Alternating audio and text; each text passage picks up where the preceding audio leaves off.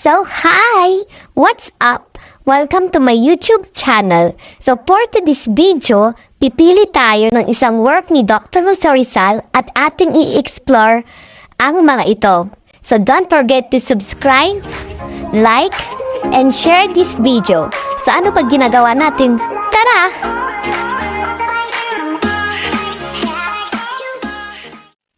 Ang pinili kong work ni Dr. Jose Rizal ay ang Indolence of the Filipino People.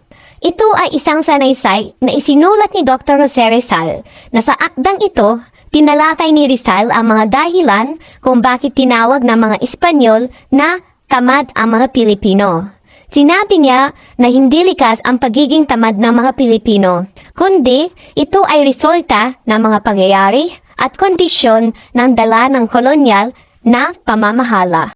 Ilan sa mga puntong tinalakay ni Rizal ay una, sistema ng edukasyon at relihiyon. Pinuna ni Rizal ang mababang kalidad ng edukasyon at maling paggamit ng relihiyon na hindi nagtulo ng tunay na pag-unlad ng mga Pilipino. Pangalawa, kakulangan sa pagtutulungan. Dahil sa pananakop, nawalan ng pagkakaisa ang mga Pilipino at naging mas mahirap para sa kanila ang magtulungan para sa ikakaunlad ng kanilang bayan. Ikatlo, pagbabago ng ekonomiya, kung saan maraming Pilipino ang nawalan ng kanilang tradisyonal na hanap buhay dahil sa patakaran ng Espanya.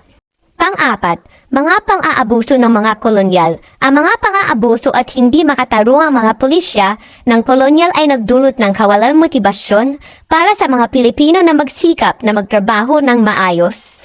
Pang-lima, klima.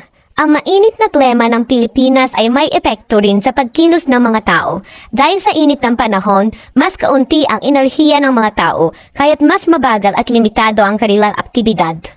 Sa kabuuan, ginamit ni Rizal ang sanaysay na ito upang ipagtanggol ang mga Pilipino laban sa akusasyon ng pagiging tamad at upang ipakita ang mga sanhi ng indolence. So, ang reaksyon ko sa gawa ni Dr. Jose Rizal ay, ito ay nagbigay sa akin ng mas malalim na pag-unawa sa kung paano ang mga kondisyon sa ilalim ng kolonyal na pamamahala. Nakakagalit man isipin na ang mga Pilipino ay minarkahan bilang tamad nang hindi isinaalang-alang ang mga pag-aabuso at limitasyon na ipinataw sa kanila ng mga Espanyol. Naging mas malinaw sa akin na ang mga Pilipino noon ay biktima ng sistematikong pag-aapi na nag-alis sa kanila ng pagkakataon na umunlad at magpakita ng kanilang tunay na potensyal. Ang pangunahing aral na aking natutunan ay ang kahalagahan ng pag-unawa sa tunay na sanhi ng mga problema bago magbigay ng hatol.